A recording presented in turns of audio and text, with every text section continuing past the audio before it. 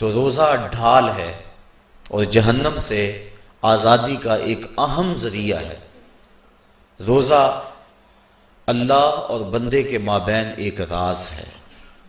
روزہ نور ہے، ضیاء اور روشنی ہے، اور آقا کریم صلی اللہ علیہ وآلہ وسلم نے روزے کی فضیلت بیان کرتے ہوئے ارشاد فرمایا کہ ہر شے کی کوئی زکوٰۃ ہوتی ہے، انسان کے جسم کی زکوٰۃ روزہ ہے۔ اگر روزہ رکھے گا تو جسم زکوٰۃ ادا کرے گا، جس طرح زکوٰۃ سے مال پاک ہوتا ہے، روزے سے جسم پاک ہو جاتا ہے۔ اور روزہ ویسے بھی انسان کے لیے شفا کا پیام ہے۔ فرمایا کہ سحری کھایا کرو، چونکہ سحری کے کھانے کے اندر بھی اللہ نے برکت رکھی ہے۔ تو یہ ماہ صیام اپنے دامن میں برکتیں لے کر، رحمتیں لے کر نازل ہوتا ہے۔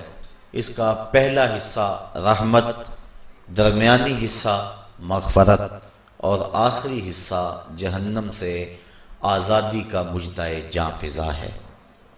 حدیث میں آتا ہے کہ اللہ نے میری امت کو رمضان المبارک کے روزے کے حوالے سے 5 چیزیں ایسی عطا کی ہیں جو اس سے قبل کسی امت کو نصیب نہیں ہوئی۔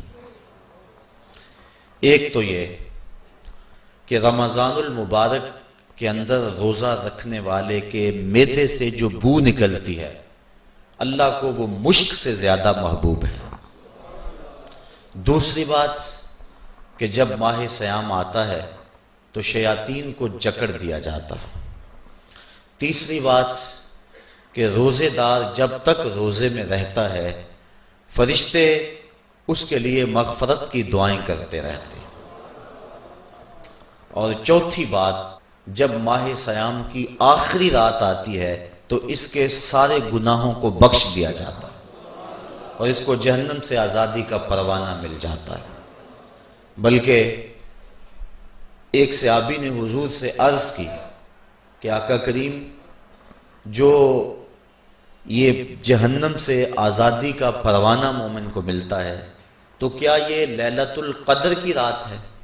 تو آقا کریم نے فرمایا نہیں، جب مزدور اپنی مزدوری مکمل کرتا ہے، جب اس کی دہاڑی پوری ہو جاتی ہے تو پھر اس کو اس کا مالک کچھ دیتا ہے، تو یہ جو اس کو بخشش اور مغفرت کا مژدہ جاں فضا دیا جاتا ہے، یہ اس کی مزدوری ہے۔ اور فرمایا کہ جو لیلۃ القدر کی برکتیں اس کو حاصل ہوتی ہیں، یہ اس کے علاوہ ہیں۔ اور یہ اللہ تعالیٰ جل شانہ نے خاص کرم نوازی فرمائی بندہ مومن پر کہ اس کو یہ بابرکت رات عطا فرمائی۔ اور 5ویں فضیلت جو اس کو دی گئی روزہ دار کو، اور حضور سے قبل جو امتوں میں لوگ روزے رکھتے تھے، یہ فضیلتیں ان کو نہیں عطا کی گئی۔ جنت کو پورا ماہ مومن کے لیے آراستہ و پیراستہ کیا جاتا ہے۔ حضرت ابو ہریرہ رضی اللہ تعالی عنہ سے ایک روایت مروی ہے جس کو امام بخاری اور امام مسلم نے روایت کیا کہ آقا کریم علیہ السلام نے ارشاد فرمایا، قال اللہ عز وجل، اللہ جل شانہ ارشاد فرماتا ہے، کل عمل ابن آدم لہو، ابن آدم کا ہر عمل اسی کے لیے ہے، الا الصوم فإنہ لی، ہاں مگر روزہ ہے جو وہ میرے لیے رکھتا ہے، وأنا اجزی بہ، اور اس کی جزا میں اسے دوں گا، والصیام جنۃ، اور صیام روزہ ڈھال ہے، فإذا کان یوم صوم احدکم فلا یرفث ولا یصخب، فإن صابہ احد او قاتلہ فلیقل انی صائم انی صائم، والذی نفس محمد بیدہ لخلوف فم الصائم اطیب عند اللہ من ریح المسک، للصائم فرحتان یفرحہما اذا افطر فرح بفطرہ واذا لقی ربہ فرح بصومہ۔ تو فرمایا کہ جب کوئی شخص روزہ رکھتا ہے تو اس کا یہ عمل اللہ کے لیے ہے اور اللہ تعالیٰ اس کی جزا دے گا۔ روزہ ڈھال ہے، جب کوئی شخص روزہ رکھے تو وہ اس کے اندر کوئی اللہ کی نافرمانی نہ کرے، یہاں تک کہ اگر اس کو کوئی شخص گالی بھی دے تو وہ یہ کہے کہ میرا روزہ ہے، میں صائم ہوں، میں نے روزہ رکھا ہوا ہے، یہ کہہ کے لڑنے والے کو، الجھنے والے کو ٹال دے۔ حضور نے ارشاد فرمایا مجھے قسم ہے اس رب کی جس کے قبضے میں محمد کی جان ہے کہ روزہ دار کے معدے سے جو بو نکلتی ہے اللہ کو وہ مسک یعنی کستوری کی خوشبو سے زیادہ محبوب ہے۔ اور روزہ دار کے لیے دو خوشیاں ہیں، ایک خوشی اس کو اس وقت ملتی ہے جب وہ روزہ افطار کرتا ہے، اور دوسری خوشی اس کو اس وقت ملتی ہے جب اس روزے کے صلے میں اسے اپنے رب کا دیدار نصیب ہوگا۔ یہ بات ذہن میں رکھیں کہ اس دنیا پر سب سے بڑی دولت جو حضرت انسان کو دی گئی ہے وہ دولت ایمان ہے، اور قیامت کے دن سب سے بڑی دولت جو اہل ایمان کو دی جائے گی وہ اللہ تعالیٰ کا دیدار ہوگا۔ جنت کے حور و قصور، جنت کے محلات، جنت کی عالی نصب نعمتیں، دنیا کی کوئی دولت اور دنیا کی کوئی نعمت جنت کی کسی نعمت کا مقابلہ نہیں کر سکتی، لیکن جنت والے جنت میں جا کر جس نعمت کو سب سے بڑا سمجھیں گے، اور وہ ہوگی بھی حقیقت میں سب سے بڑی نعمت، ایسی نعمت کہ اس نعمت کے ملنے پہ باقی ساری نعمتوں کو بھول جائیں گے، وہ یہ ہے کہ رب اپنے رخ کرم سے پردہ ہٹا دے گا اور ان کو اپنا دیدار عطا فرما دے گا۔ تو یہ سب سے بڑی دولت جو مومن کو آخرت میں نصیب ہوگی یہ روزے کے صلے میں نصیب ہوگی، یہ روزے کا وہ ثمر ہے، یہ روزے کا وہ پھل ہے جو اللہ اہل ایمان کو قیامت کے دن عطا فرمائے گا۔ عاجزی بہی کا معنی ہے کہ اس کی میں جزا دوں گا۔ ایک روایت میں آتا ہے کہ جو اعمال ہیں وہ 7 طرح کے ہیں، 2 اعمال ایسے ہیں کہ جو واجب کرتے ہیں، 2 اعمال ایسے ہیں کہ جن کی جزا ان کی مثل ہے، اور ایک عمل ایسا ہے کہ جس کی جزا 10 گنا ہے، اور ایک عمل ایسا ہے کہ جس کی جزا 700 گنا ہے، اور ایک عمل ایسا ہے جس کی جزا بے حساب ہے۔ فرمایا کہ وہ 2 عمل جو واجب کرتے ہیں وہ یہ کہ اگر کسی شخص نے اللہ کی عبادت کی اور اس کے ساتھ کسی کو شریک نہ ٹھہرایا تو وہ جنت کو یہ اعمال واجب کر دیتے ہیں، یعنی اس کو جنت کا ملنا لازم ہے، ضروری ہے، واجب ہے اس کے لیے۔ اور دوسرا وہ شخص جس نے اپنے رب کے حکموں کو توڑا یہاں تک کہ اس کے ساتھ کسی کو شریک ٹھہرایا، اس کے اوپر جہنم واجب ہے۔ اور 2 وہ عمل جن کی جزا ان کی مثل ملے گی، ایک وہ گناہ جو اس نے کیا تو اس کی سزا اس کی مثل دی جائے گی، اور دوسری وہ نیکی جو اس نے کی نہیں ہے لیکن اس کا عزم کیا تھا تو اس کو بھی ایک نیکی کا ثواب دے دیا جائے۔ ایک عمل وہ ہے جس کے بدلے کے اندر 10 گنا اس کو اجر دیا جاتا ہے، اور فرمایا اس سے اس کے نیک اعمال مراد ہیں، اور فرمایا کہ جو اس کا چھٹا عمل ہے وہ ایسا ہے جس کے بدلے کے اندر اس کو 700 گنا اجر دیا جاتا ہے، اور وہ راہ خدا میں اس کا صدقہ کرنا ہے۔ اور فرمایا ایک عمل ایسا ہے جس کی جزا کا دنیا پر کوئی حساب ہی نہیں ہے، اور وہ بندے کا اللہ کے حضور اپنے روزے کے ساتھ پیش ہونا ہے۔ تو روزہ ایک ایسا عمل ہے کہ جس کی جزا کا کوئی حساب ہی نہیں ہے، تو یہ اللہ کے علم میں ہے کہ وہ اپنے بندے کو کتنی اس کی جزا اور کتنا اس کا صلہ عطا فرما دیتا ہے۔ تو یہ اجر ہے نیکی کا۔ اور آقا کریم علیہ السلام نے ارشاد فرمایا روزہ ڈھال ہے اور جہنم سے بچنے کا ایک مضبوط قلعہ ہے۔ روزے کے من جملہ ثمرات میں سے ایک ثمرہ مرتبہ احسان کا حاصل ہونا ہے۔ مرتبہ احسان کیا ہے؟ اس پہ حدیث جبریل میں آپ کے سامنے رکھنا چاہوں گا، جس کو امام بخاری نے اور دیگر ائمہ احادیث نے ذکر کیا ہے۔ مسجد نبوی کا ماحول تھا، مدینہ شریف کی فضائیں تھیں، صحابہ حضور کی صحبت میں جلوہ فراز تھے، نور بٹ رہا تھا، اجالے اتر رہے تھے، صحابہ کے من روشنی سے مالا مال تھے کہ حضرت عمر فاروق رضی اللہ تعالی عنہ فرماتے ہیں کہ ایک شخص آیا جس کی گھنی سیاہ داڑھی تھی، اور اس کا سفید لباس تھا، ہم میں سے اسے کوئی جانتا بھی نہیں تھا، لیکن اپنے وجود کی تر و تازگی کی وجہ سے وہ مسافر بھی دکھائی نہیں دیتا تھا، کیونکہ مسافر ہوتا تو آثار سفر اس کے بدن سے ظاہر ہوتے، لگتا تھا جس طرح یہی کسی گلی سے نکل کے آیا ہے، لیکن چونکہ وہ وہاں کا رہنے والا نہیں تھا، ہم میں سے اسے کوئی پہچانتا بھی نہیں تھا۔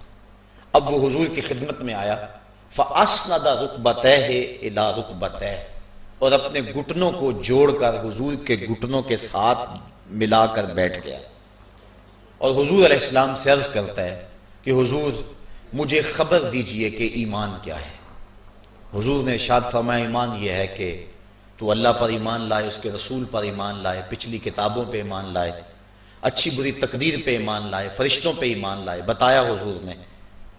تو اس نے کہا صدقتا، آپ نے سچ کہا۔ کہتے ہیں ہمیں بڑا تعجب ہوا کہ خود ہی سوال کرتا ہے اور خود ہی تائید کر دیتا ہے۔ پھر کہنے لگا اسلام کیا ہے؟ تو حضور علیہ السلام نے فرمایا اسلام یہ ہے کہ تو نماز پڑھے، روزہ رکھے، حج کرے، زکوٰۃ ادا کرے، اراکین اسلام اس کو بیان کیے۔ کہنے لگا آپ نے سچ کہا۔ کہتے ہیں ہمیں پھر تعجب ہوا کہ خود ہی ایک بات کہہ رہا ہے اور خود ہی پھر اس کی تصدیق کر رہا ہے۔ کہتے ہیں پھر وہ پوچھتا ہے مل احسان، حضور احسان کیا ہے؟ تو حضور علیہ السلام نے جواباً فرمایا ان تعبد ربک کأنک تراہ، احسان یہ ہے کہ تو اللہ کی عبادت اس طرح کرے کہ گویا تو اسے دیکھ رہا ہے، اور اگر یہ کیفیت تجھے نصیب نہیں ہوتی تو کم از کم یہ کیفیت نصیب ہو جائے کہ وہ تجھے دیکھ رہا ہے۔ تو وہ کہنے لگا ہاں آپ نے سچ کہا۔ پھر اس کے بعد اس نے قیامت کی کچھ نشانیوں کے بارے میں سوال کیا، تو حضور علیہ السلام نے جواب مرحمت فرمائے۔ جب وہ شخص اٹھ کے چلا گیا تو حضور نے فرمایا عمر جانتے تھے یہ شخص کون ہے؟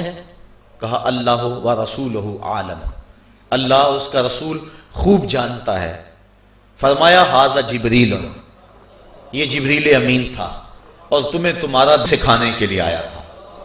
جبریل نے جب امت کو دین سکھایا تو سب سے پہلے یہ بات سکھائی کہ حضور کی چوکھٹ میں بیٹھنے کا ادب کیا ہے۔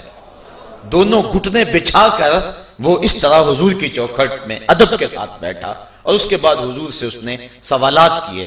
تو فرمایا یہ جبریل امین تھے جو تمہیں تمہارا دین سکھانے کے لیے آئے تھے۔ تو جبریل امین نے جو دین سکھایا، جو چیزیں پوچھی وہ 3 چیزیں تھیں، ایمان کیا ہے، اسلام کیا ہے اور احسان کیا ہے۔ تو احسان تیسری چیز ہے جس کو ہم اپنی زبان کے اندر تصوف کہتے ہیں، جس کو ہم طریقت کا نام دیتے ہیں۔ تو اس کو درجہ احسان یا مرتبہ احسان کہا جاتا ہے، اور یہ دین کی روح ہے۔ جو لوگ طریقت کا انکار کرتے ہیں وہ دین کی روح کا انکار کرتے ہیں۔ تو حضور علیہ السلام نے جو طریقت بیان فرمائی وہ یہ تھی کہ اللہ کی عبادت تو اس طرح کرے کہ جس طرح تو اسے دیکھتا ہے۔ اگر یہ کیفیت مل جائے تو سبحان اللہ، لیکن اگر یہ کیفیت نہیں ملی تو کم از کم یہ کیفیت تو ملے کہ وہ مجھے دیکھ رہا ہے، اور اگر یہ کیفیت بھی مل جائے کہ وہ مجھے دیکھ رہا ہے تو بتائیے کہ پھر انسان کی زندگی میں کتنا سرور آ جائے گا کہ جب وہ نماز کے لیے کھڑا ہو تو اس تصور میں ڈوب جائے کہ میرا مالک تو مجھے دیکھ رہا ہے، تو پھر نماز کا کتنا سرور آ جائے گا اس کو۔ اور جب وہ کوئی اور نیک عمل کر رہا ہو تو اس تصور میں ڈوب جائے کہ میرا مالک میرے اوپر نگاہ لطف فرما رہا ہے، تو پھر اس کی کیفیت کا عالم کیا ہوگا۔ تو پہلی کیفیت کہ تو اسے دیکھ رہا ہے۔ حضرت علی المرتضیٰ رضی اللہ تعالی عنہ سے کسی نے پوچھا جس رب کی عبادت کرتے ہو کیا اس کو کبھی دیکھا بھی ہے؟ تو حضرت علی المرتضیٰ نے جواباً کہا لم اعبد ربا لم اراہ، اے صاحب کبھی کبھی کی بات کیا کرتا ہے، علی تو اتنی دیر تک سجدے سے سر ہی نہیں اٹھاتا جب تک اس کے جمال جہاں آرا سے فیض یاب نہیں ہو جاتا۔ حضرت داتا گنج بخش علی حجویری علیہ رحمہ کشف الماجوب کے اندر ایک حدیث نقل کرتے ہیں کہ حضور علیہ السلام نے ارشاد فرمایا کہ فاقہ کشی اختیار کرو اور بھوک اور پیاس برداشت کرو، ممکن ہے کہ اس دنیا کے اندر تم اپنے دل کی آنکھوں سے اپنے رب کا مشاہدہ کرو۔ تو یہ جو مرتبہ احسان ہے، جو مومن کا مقصود ہے، وہ اس کو حاصل ہوگا روزہ رکھنے سے۔ اور اگر چلو کسی روزہ دار کو یہ کیفیت نہ ملے کہ وہ اپنے رب کے جمال جہاں آرا کو دیکھ لے، اس کے جلووں کو دیکھ لے، اس کے دیدار کی دولت سے مالا مال ہو جائے، اس کا دل اس کی محبت میں ایسا ڈوبے کہ وہ جدھر دیکھے اسی کے جلووں کو ہی دیکھتا چلا جائے۔ اگر روزہ دار کو ایسی دولت نہ بھی نصیب ہو تو کم از کم روزہ دار کو یہ دولت تو ضرور ملے گی کہ وہ اس احساس میں ڈوب جائے گا کہ میرا رب مجھے دیکھ رہا ہے۔ گناہگار سے گناہگار شخص بھی کڑکتی ہوئی دوپہر میں ٹھنڈا پانی دستیاب ہونے کے باوجود ایک گھونٹ بھی حلق سے نیچے نہیں اتارتا، کیوں؟ اس لیے کہ میرا مالک تو مجھے دیکھ رہا ہے۔ تو یہ احساس اس کو آیا کہ نہ آیا؟ کاش کہ رمضان میں یہ نور جو ہم کو نصیب ہوتا ہے، یہ رمضان کا خاص نور ہے، مرتبہ احسان سے پھوٹتا ہوا یہ اجالا رمضان میں ایک گناہگار سے گناہگار شخص بھی حاصل کر لیتا ہے کہ وہ اس احساس میں ڈوب جاتا ہے کہ میرا مالک مجھے دیکھ رہا ہے۔ کاش کہ وہ اس کو اندر سمو لے اور اس کو دل کی ایک ایک پرت پہ رکھ لے اور اس کو سجا لے اور اس دولت کو پھر جانے نہ دے، تو پھر اس کے لیے گناہ کرنا مشکل ہی نہیں محال ہو جائے گا۔ اس احساس سے پانی نہیں پیتا کہ میرا اللہ مجھے دیکھ رہا ہے، تو کیا مجھے یہ بتاؤ کہ جب وہ دکان پہ بیٹھ کے ڈنڈی مارتا ہے کہ اللہ اس وقت نہیں دیکھتا؟ جب وہ کسی کی جیب کاٹتا ہے اللہ اس وقت نہیں دیکھتا؟ جب وہ رشوت لے رہا ہوتا ہے اللہ اس وقت نہیں دیکھتا؟ کہ اللہ تعالیٰ صرف رمضان میں دیکھتا ہے، غیر رمضان میں نہیں دیکھتا؟ تو یہ احساس کاش کہ اس کے ساتھ لگ جائے کہ میرا مالک مجھے دیکھ رہا ہے، تو پھر گناہ کرنا مشکل ہی نہیں ناممکن ہو جاتا ہے۔ 7ویں کوٹھڑی میں جب سارے دروازے بند کر کے بت کے اوپر موٹا کپڑا ڈال کے زلیخا بولی ہے تالک یوسف اب آ جاؤ نا، اب تو کوئی نہیں دیکھ رہا ہے، تو یہی احساس تھا جس نے روشنی دی۔ قال معاذ اللہ، کہا اللہ کی پناہ، تو اپنے معبود سے موٹی چادر ڈال کر چھپ گئی، لیکن میرا خدا تو 7ویں کوٹھڑی میں بھی دیکھ رہا ہے۔ پھر اتنی روشنی برسی، اتنے اجالے اترے کہ گناہ کیا، گناہ کا تصور بھی محال ہو گیا۔ تو یہ یقین، یہ اذعان کہ میرا مالک مجھ کو دیکھ رہا ہے، انسان کے لیے گناہ کو مشکل ہی نہیں ناممکن بنا دیتا ہے۔